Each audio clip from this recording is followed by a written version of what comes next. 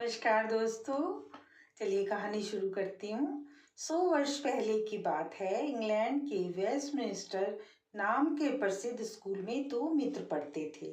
एक का नाम निकोलस, दूसरे का नाम बेक था। निकोलस बहुत ही आलसी, नटखट और झूठा था, लेकिन बेक मेहनती, सीधा और सच्चा था।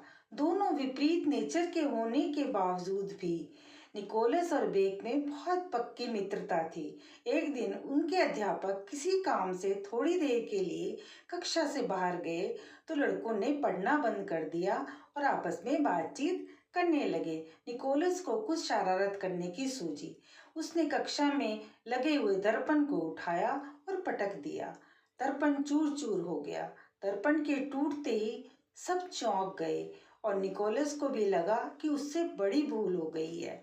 मार पड़ने के डर से वह अपने स्थान पर जाकर चुपचाप बैठ गया और पढ़ाई करने लगा। अध्यापक ने कक्षा में आते ही दर्पण के टुकड़े देखे और बड़े क्रोध से डांटकर उन्होंने कहा, यह उत्पात किसने किया है? वह अपने स्थान पर खड़ा हो जाए।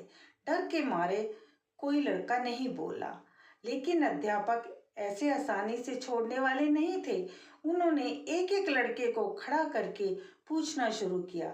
जब निकोलस की बारी आई तो दूसरे लड़कों की तरह उसने भी कह दिया, मैंने दर्पण नहीं तोड़ा है।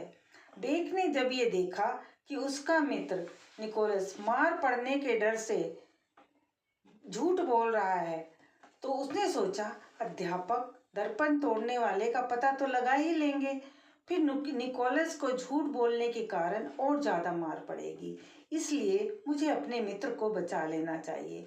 और वह उठकर खड़ा हो गया और बोला, दर्पण मेरे हाथ से टूट गया है। सब लड़के और निकोलस बड़े आश्चर्य से बेक का मुख देखने लगे।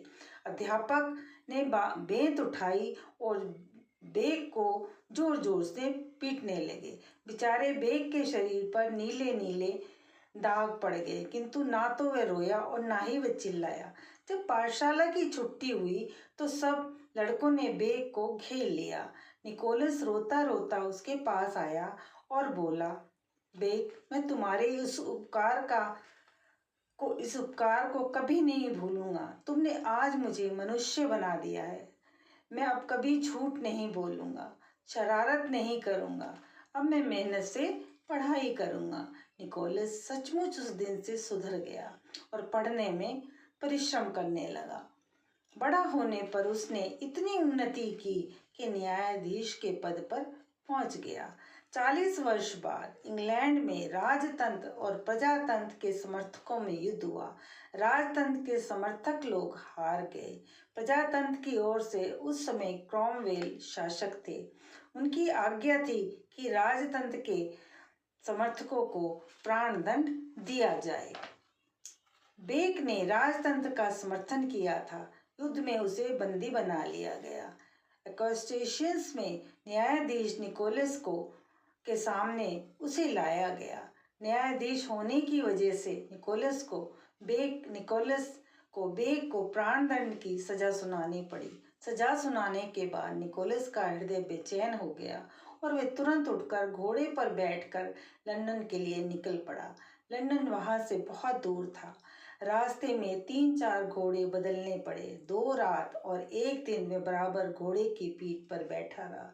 लंदन पहुंचकर वह सीधे क्रॉमवेल के महल में गया और अपने मित्र बेक के उपकार की कथा सुनाकर क्रॉमवेल से अपने मित्र के लिए क्षमादान मांगने लगा। क्रॉमवेल से क्षमादान का पत्र लेकर फिर वे पहले की भांति घोड़े पर दौड़ा और वापस आया। उसे तभी शांति मिली जब बंदी घर में उसने बेक के हाथ में क्षमादान का पत्र दे दिया।